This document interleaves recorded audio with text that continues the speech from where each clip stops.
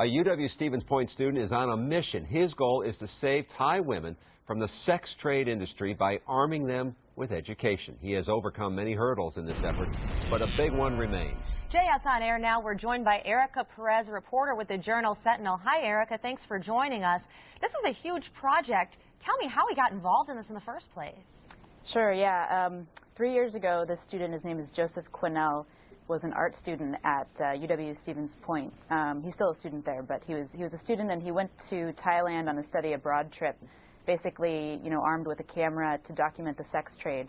And when he got there, he had been a victim of child abuse himself, and he was just really so blown away by what he saw, particularly by a 12-year-old girl who was a prostitute, that he decided he wanted to do something. And so he went and tried to find a little bit more about the root causes, and he found out that a lot of these girls who were prostitutes were actually stateless in Thailand. They didn't have citizenship because they were from these tribal villages, and that meant that they didn't have access to education, they didn't have access to health care, government-provided health care, and they couldn't travel outside their districts, and he just decided he really needed to do something about this. Erica, this sounds fascinating, and many hurdles, a lot of challenges. Has he found success? He has had some success, but there is a new challenge.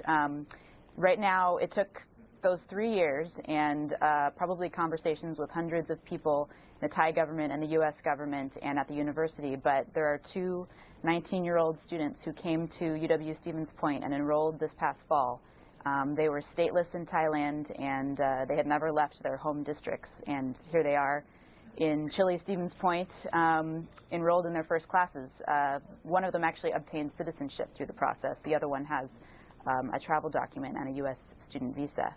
But now the challenge is that the university doesn't have enough money to keep them at the school beyond this year, so they really need to find some extra money. Well, it does sound fascinating, and sounds like they've he has reached some success, and hopefully that will continue. We appreciate sharing your story, and we want to let people at home know you can read more about it at JSOnline.com.